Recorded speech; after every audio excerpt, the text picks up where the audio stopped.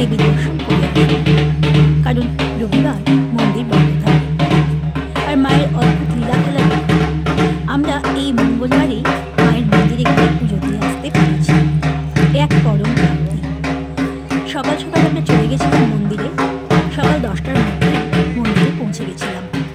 পৌঁছে যেতেই দেখি চারিদিকে বেশ একটা পুজো পুজো ভাব।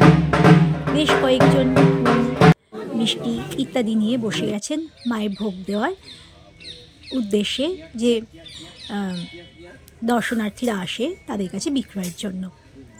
আর তারপরে একটু পর 10:30টার দিক করেই আমাদের লাইন করে মন্দিরের পাশ দিয়ে সুন্দর করে প্রবেশের ব্যবস্থা করা হলো এবং মূল মন্দিরের ভেতরে আমরা আস্তে আস্তে প্রবেশ করলাম। সেই ভিডিও করা সম্ভব ছিল না বন্ধুরা।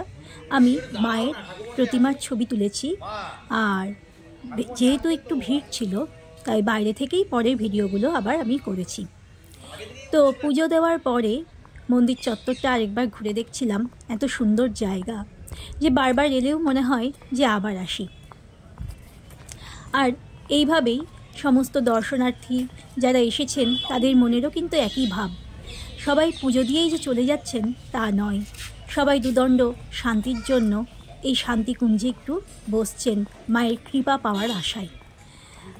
এখন এই রকম প্রকৃতি, আর বৈশাখ মাসে এত ভিড় হয়, বৈশাখ জ্যৈষ্ঠ মাসে এত ভিড় হয় যে শুধু লাইন পড়ে যায় মায়ের পুজো দেওয়ার জন্য।